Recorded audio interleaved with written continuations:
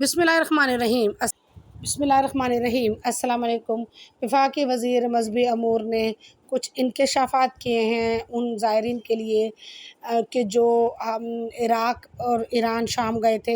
इसके अलावा हज की रिपोर्ट भी पेश कर दी है। हम आपको गोशगुजार करते हैं। अगर आपने हमारा चैनल सब्सक्राइब नहीं किया हुआ पहले तो प्लीज़ सब्सक्राइब कर लें और बेल आइकन प्रेस कर दें ताकि आपको मालूमात तक रसाई होती रहे। बहुत शुक्रिया। अब चलते हैं इन मालूमात की तफसील की तरफ। वफाकी वज़ीर बराए मज़हबी अमूर चौधरी सालिक हुसैन साहब ने कायमा कमेटी में ये मालूमात पेश की हैं, यानी रिपोर्ट पेश की है, जिसमें उन्होंने कहा है कि हज 2024 के दौरान पाकिस्तान के 81 यानी 81 हुज्जाज कराम अल्लाह ताला को प्यारे हुए, जिनमें से 45 सरकारी और 36 प्राइवेट हज स्कीम के तहत हज की अदायगी के लिए गए थे। कायमा कमेटी को हज 2024 से मुतल्लिक़ तफसीलात बताते हुए उन्होंने कहा कि मुतअद्दिद नए इक़दामात हज को ज़्यादा से ज़्यादा सहूलियात फ़राहम करने के लिए किए गए थे। उन्होंने बताया कि रोड टू मक्का के तहत इस्लामाबाद कराची से सहूलियात फ़राहम की गई।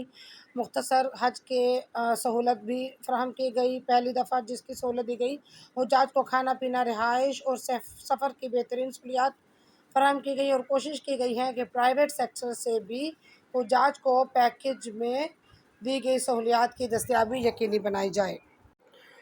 और 902 टूर ऑपरेटर्स कंपनियों को कम करके 162 किया गया है और एक कंपनी को कम से कम 500 का कोटा दिया गया। इन टूर ऑपरेटर्स कंपनियों को मज़ीद कम करके 100 तक लाया जाएगा और इनका कोटा कम से कम 1000 तक रखा जाएगा। चेयरमैन कमेटी ने कहा कि बेशुमार हुज्जाज ने मुतअद्दिद अमूर के हवाले से शिकायत दी है और ये भी कहा है कि ज़्यादा पैकेज वाले और कम पैकेज वाले दोनों को एक ही जगह पे रखा गया और एक ही तरह की सहूलतें दी गई। उन्होंने कहा कि प्राइवेट टूर ऑपरेटर्स के मुतालिक शिकायत जो हैं वो मुरतब की जा रही हैं और सरकारी हज स्कीम के तमाम शिकायत मुकम्मल कर दी गई हैं और हल कर दी गई हैं। उन्होंने कहा कि अगर कमेटी के पास कुछ शिकायत हैं तो हमें बताएं, हम उसका हल निकालेंगे और बेहतर हल निकालेंगे। वज़ारत ने कायमा कमेटी को बताया कि पहली दफ़ा मदीना शरीफ में तमाम हुज्जाज को मरकज़िया में रिहाइश फ़राहम की गई। हुज्जाज के सफ़र के लिए 350 बसें हायर की गईं और प्राइवेट सेक्टर में भी हुज्जाज के लिए इस दफ़ा सहूलियात में बेहतरी आई है।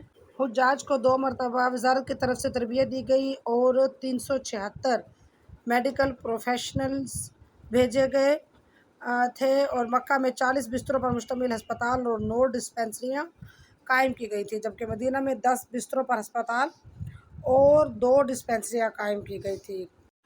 कायमा कमेटी को बताया गया कि मुख्तलिफ ममालिक में ज़ियारात के हवाले से एक नई पॉलिसी बनाई गई है जो काबीना को मंजूरी के लिए भेज दी गई है। उनका कहना था कि ईरान, इराक़ और शाम के ज़ायरीन के लिए तफ्तान में ज़ायरीन को ग्रुपों के ज़रिए मॉनिटर किया जाता है और 136 यानी 136 ग्रुप्स में ज़ायरीन को ज़ियारात के लिए भेजा जाता है।